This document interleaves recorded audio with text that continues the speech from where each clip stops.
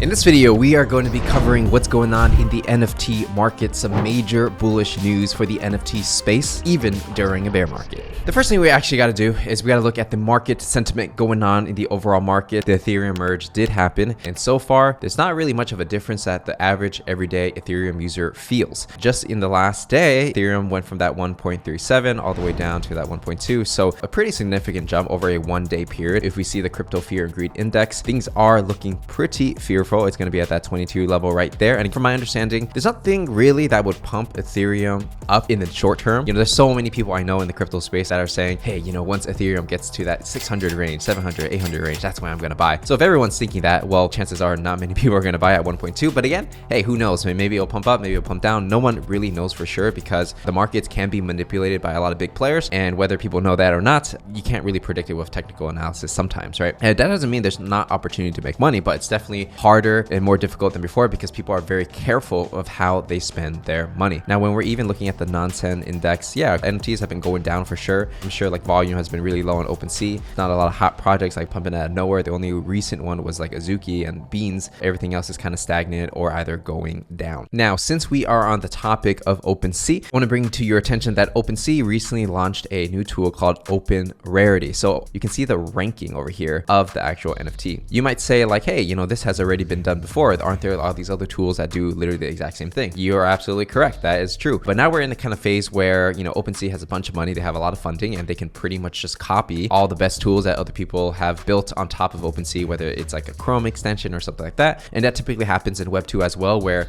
you know, in the beginning when there's a bull rush or a gold rush and everyone kind of copies each other and makes the same thing, like how many like cold email tools are there in the world, right? There's so many. But then over time, not everybody can survive. They start dying out. And then the big players are like, hey, that's a pretty cool feature. Let's go ahead and copy it. And I'm sure they're going to build more features on top of this, but the first one is really just that ranking feature. And so you could probably imagine that any other tool that's more robust when it comes to like being an extension on Opensea, whatever they have, the best tools and the best features, they're probably just going to copy and use it for themselves so that they can just capture more of that attention. The other update that Opensea also has is that it has how many listed of the project there is, and they're also going to have the creator fee. So this makes it a lot more easier, where before I would have to like click into every project and like see what the creator fee is. But now that it's transparent, it's right on the front. That's more reasonable because, you know, if there's like degen mints and stuff like that, you want to know like if they're going to be charging 10% creator fees because you have an idea of whether or not they're going to stick around and things like that. It's kind of surprising that they're taking a long time to like make these changes, but I'm sure they have a lot of things on their plate. I think it definitely is needed in the NFT space. Now, although the NFT space right now is pretty bearish and crypto is pretty bearish in general, there has been some bullish news when it comes to companies investing a lot of resources to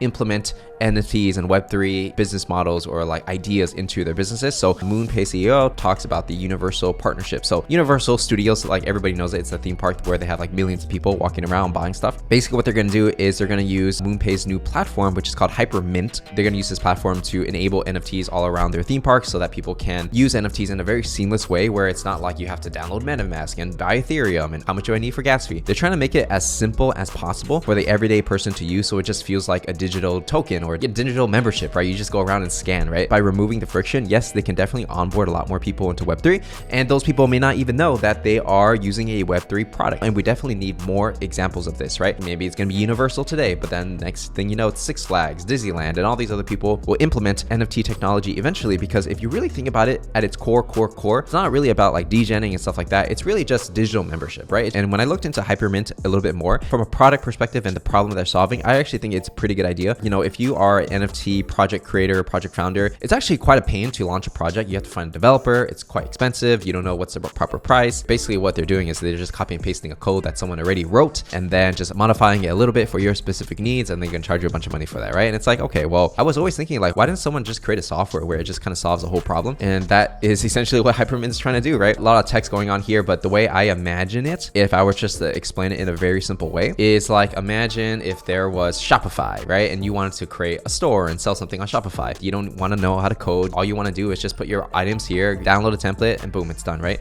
So I feel like if Hypermint becomes like the Shopify for like launching NFTs, and obviously there's going to be more features and capabilities to it than just like selling product, that would make the space a lot more easier because it will remove the friction and barrier to entry, allowing people with great art or great ideas to do something with very low risk without having to deal with risk of like, oh my God, what if I mess up my smart contract? Or maybe they don't want to spend money on developers because it's like, why would I pay so much money? And people can just get started right away. So, and one thing that I find find interesting is that I think Hypermint and I guess Moonpay as well, they're really trying to remove the friction of buying an NFT, right? So they're trying to really promote the idea that you can buy crypto using a credit card, for example, right? So let's say you're a YouTube creator or something, not in the NFT space, and you're just like, hey, I want to launch an NFT, but I want everyone to pay with a credit card. So you can pretty much do that with the software, right? And I'm not being paid by Hypermint or anything. I literally just learned about them right before this video, but I'm just saying like, this is something that's needed in the space, you know, and we definitely need more competition. So I'm not saying like Hypermint will be the one to make it. We need more competitors. We need more options. We need cheaper prices. And I think these are the things that are going to move the space forward. Now, speaking of moving spaces forward, yesterday I actually did a live Twitter spaces with my boy Tubasa, who has been an active supporter of the Parallax even before we minted and stuff like that. And so what we did yesterday was actually quite interesting. We talked about NFT rugs. What defines a rug, right? What is a soft rug? What is a hard rug? Is it okay if founders pay themselves a high salary? What if they tried it and they failed? Is that considered a rug? I mean, for me, I've been in the NFT space for about a year now. Tubasa has been in crypto and NFTs for I think 4+ years now. So he definitely has a lot more insight to not only NFTs, but alternative coins as well. And I think we're going to try to do more of these type of discussions, maybe on YouTube, maybe on Twitter spaces. Personally, for me, the best ways of learning about crypto is really picking the brains of people who have more experience, because there are a lot of things that you're just not going to learn on Google. You're not going to learn in a book because no one's writing about it because the space is so new. It's really like you have to know someone in the know, ask them questions that, you know, they typically wouldn't just like say to the world, right? And that's where you get the most insights. And so I think these long, in-depth discussions are really key when it comes to NFT education. And by the way, speaking of NFT education, by the time you're watching this, we probably would have done it already, but tonight we're going to do a Parallax Academy live session. For tonight's Parallax Academy, we're going to be talking all about art direction. So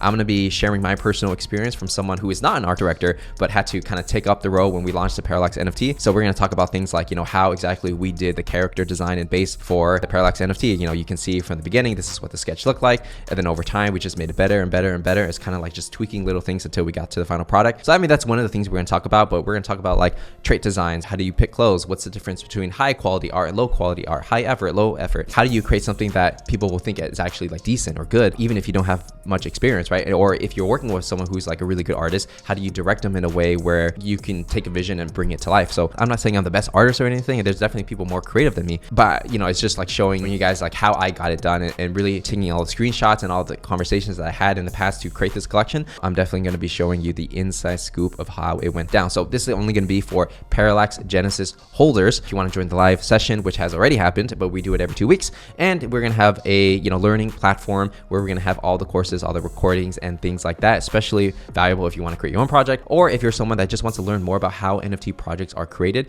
This is definitely the place for you. So make sure to check that out. Link is in the description to our Opensea to pick up a Parallax Genesis. The next project we're going to talk about is going to be bullish for the NFT space, and that is Funko's teams up with Warner Brothers for DC Comics NFT release. Now, if you don't know Funko is pretty much like a collectible brand. It's pretty much like they'll take an IP, like let's say it's My Hero Academia, Marvel, Star Wars, DC, Batman, NBA, so pretty much like so many different IPs. And so they've been dipping their toe in NFTs a bit. One of the NFTs that they did, which was a meta physical drop, so you got the physical one and the NFT, was the Looney Tunes one. For digital collectibles, it's the perfect opportunity for NFTs, honestly, right? Because they're already selling these limited edition collectibles. People buy them and then they just make the next one. If you think about like NFTs, the problem is that people will be like, hey, you buy this NFT, you get another NFT, and it's just like these things will go to zero. But when it's put together with a collectible, it's like, hey, they're already selling these collectibles anyway, so you might as well just give them an NFT, and maybe in the future, if they have these NFTs, they can do something with that to buy another collectible, and it makes more sense when you actually get a physical product. So pretty bullish on a space that Warner Brothers, right, which is like one of the largest media companies in the world, and DC Comics, obviously like Batman and everything in that universe, gonna be doing NFTs on the Wax blockchain. In the future, my prediction is that a lot of the collectibles out there that constantly can sell drops, I think they're gonna do really well, right? Like another niche I think would do really well would be like anime figurines, for example, right? Like if you don't know too much about them, it's like a lot of people collect them without really the intention to make a profit on it. It's just they like the IP, they like the show, they want to buy it, they want to put something cool in the background or whatever, and there's no expectation of a return on investment. So I think these type of businesses are so good for NFTs because like you can basically keep selling assets. The other person doesn't expect a return on investment and they're just happy with what they got, right? And I think once people can consume an NFT, not necessarily always look for a return on investment, I feel like that opens a lot of different opportunities. Whereas right now it's kind of like, hey, if I buy this NFT, I expect 5x my money or whatever it is, or I want my NFT to keep producing something like a factory. And that's cool too. There definitely is a model for that. But when we get to that consumerism side, someone has to end up holding the bag. The end consumer is happy with holding the bag and they pay money for a product or service and they don't expect a return on investment. That is the game-changing key to move the space forward. And so with that said, that's everything we have to cover for this video. If you enjoyed it, make sure to give it a like, subscribe, turn on notifications. Let me know in the comments if you enjoyed this video and let me know what you want to see next. And I will see you in the next one.